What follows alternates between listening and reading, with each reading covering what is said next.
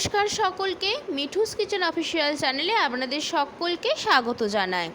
আশা করি আপনারা যেখান থেকে আমার এই ভিডিওটি দেখছেন আপনারা সকলে ভালো আছেন এবং সুস্থ আছেন।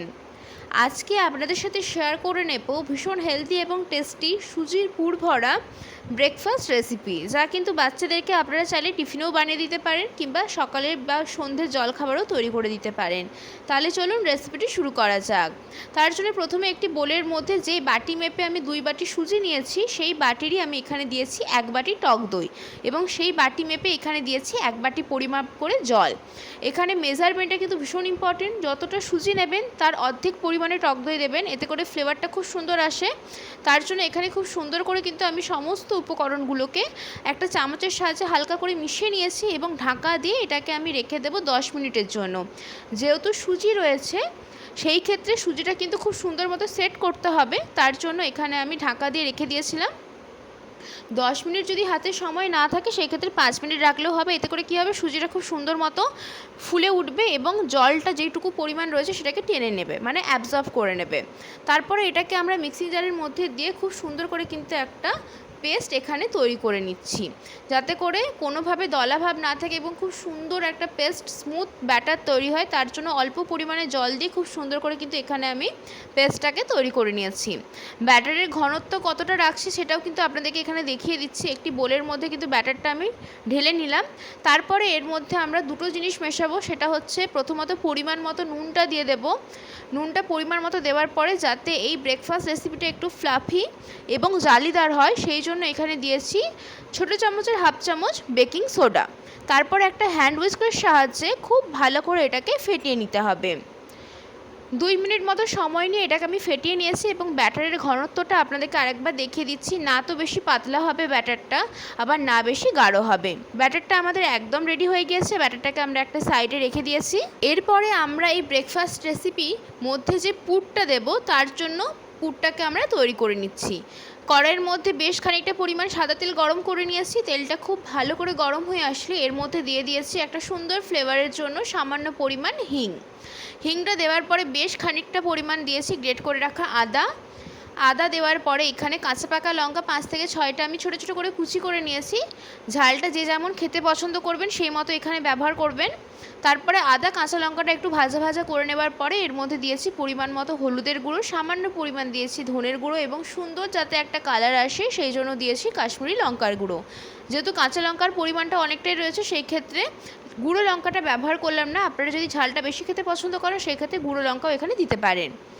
তারপরে সমস্ত গুঁড়ো মশলার সাথে আদা কাঁচা লঙ্কাটা খানিকক্ষণ একটু ভাজা ভাজা করে নিয়েছি, যাতে করে আদার যে কাঁচা গন্ধ রয়েছে সেটা যাতে একদম চলে যায়। সুন্দর মতো ভাজা ভাজা হয়ে যাবার পরে এর মধ্যে দিয়েছি বেশ খানিকটা পরিমাণ কারি পাতা। এই ব্রেকফাস্ট রেসিপিতে কারি পাতার ফ্লেভারটা ভীষণ ভালো আসে। যারা এইভাবে তৈরি করে দেখেছেন তারা জানেন যে কতটা টেস্টি খেতে হয়, আর যারা এখনও পর্যন্ত বানাননি তারা একবার হলেও আমার এই রেসিপিটি ফলো করে দেখতে পারেন। ভীষণ টেস্টি খেতে হয় এবং খুব হেলদি, একদম কম তেলে তৈরি হয়ে যায়। বাচ্চাদেরকে মাঝে মধ্যে বানিয়ে দিতে পারেন কিংবা টিফিনে দিতে পারেন কিংবা অফিসের টিফিনেও দিতে পারেন। খুবই টেস্টি খেতে হয়, খুবই স্বাস্থ্যকর একটি রেসিপি। তারপর আগে থাকতে আমি এখানে একটা মাঝারি সাইজের আলু সুন্দর করে সেদ্ধ করে সেটাকে খোসা ছাড়িয়ে নিয়েছিলাম। সেই আলুটাকে এইভাবে গ্রেটারের সাহায্যে গ্রেট করে নিলাম। আলুটাকে গ্রেটারের সাহায্যে গ্রেট করে নেওয়ার একটাই কারণ, তার জন্য হচ্ছে যাতে আলুর মধ্যে দলাভাব না থাকে, সেই জন্য কিন্তু আমি এখানে আলুটাকে গ্রেটারের সাহায্যে সুন্দর করে গ্রেট করে নিয়েছি, যাতে করে আলুর মধ্যে কোনোভাবে দলাভাব থেকে না যায়। এরপরে আলুটাকে মশলার সাথে সুন্দর করে কিন্তু কষিয়ে নিতে হবে। কষানোর তেমন কিছু নেই, আলু সেদ্ধ হয়ে রয়েছে, মশলাও আমাদের ভালো মতোই কষানো হয়ে গিয়েছে, যাতে করে আলুর মধ্যে ফ্লেভারটা খুব ভালো মতো ঢোকে। সেই জন্য আলুটাকে খুব সুন্দর করে কিন্তু মশলার সাথে কষিয়ে নিচ্ছি। আর আজকে আমার এই রেসিপি সম্পূর্ণ নিরামিষ, আপনারা চাইলে এর মধ্যে পেঁয়াজ রসুন অ্যাড করতে পারেন। একদম নিরামিষ একটি রেসিপি আজকে আপনাদের সাথে শেয়ার করে নিয়েছি। এরপরে আমি দিয়ে দিচ্ছি পরিমাণ মতো নুনটা একটু বুঝে ব্যবহার করবেন, যেহেতু সুজির ব্যাটারের মধ্যেও নুন দেওয়া রয়েছে সেই ক্ষেত্রে পুরের মধ্যে নুনটা একটু বুঝে দিতে হবে। তারপরে খুব সুন্দর করে কিন্তু নুনটাকে আমি আলুর মধ্যে মিশিয়ে নিয়েছি এবং এই পর্যায়ে দেখে হয়তো আশা করি আপনারা বুঝতে পারছেন যে আলুর পুরটা কড়াইয়ের গা ছেড়ে দিয়েছে। তার মানে বুঝতে হবে যে আলুর পুরটা কিন্তু একদম আমাদের রেডি হয়ে গিয়েছে। এর থেকে বেশি আলুর পুরটাকে কষাবার বা ভাজবার কোনো প্রয়োজন নেই। তার জন্য আমি এখানে একটি পাত্রের মধ্যে আলুর পুরটাকে তুলে একটা সাইডে রেখে দিলাম, যাতে করে পুরটা ঠান্ডা হয়ে যায়। তারপরে একটি ননস্টিকের তাওয়া বসিয়ে দিয়েছি। তার মধ্যে দিয়েছি ছোটো চামচের হাফ চামচের মতো এখানে সাদা তেল বা রিফাইন অয়েল। তেলটা একটু গরম হয়ে আসলে তার মধ্যে দিয়েছি সুজি এবং টক দই দিয়ে তৈরি করে রাখা যে ব্যাটারটা আমরা রেডি করে রেখেছিলাম, সেই ব্যাটারটা খানিকটা পরিমাণ দিয়ে দেওয়ার পরে আলুর যে পুরটা আমরা রেডি করে রেখেছিলাম সেটাও কিন্তু সুন্দর মতো ঠান্ডা হয়ে গিয়েছে। এরপরে ছোটো ছোটো গোলাকারভাবে কেটে নিয়ে পাতলা পাতলা আমরা যেরকম চপের আলুর পুর তৈরি করে থাকি ঠিক সেই মতো চ্যাপটা চ্যাপটা করে 2 হাতে তালুর মধ্যে নিয়ে চেপটে নিয়েছি। তারপরে ওপর থেকে আলুর পুরটা দিয়ে সুজি এবং টক দইয়ের ব্যাটারটা আরও খানিকটা পরিমাণ ওপর থেকে দিয়ে দেব, যাতে করে আলুর পুরটা ঢাকা হয়ে যায় সুন্দর মতো।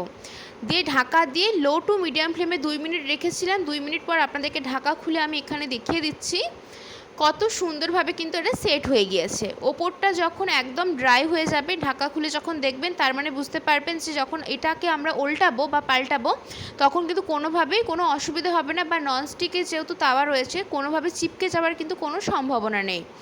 এইভাবে আরও 2 থেকে 3 মিনিট হাতে সময় নিয়ে একটা খুন্তির সাহায্যে চেপে চেপে সুন্দর করে কিন্তু দুটো দিকই গোল্ডেন ব্রাউন কালার আসার পর্যন্ত আমি এখানে ভেজে নিচ্ছি।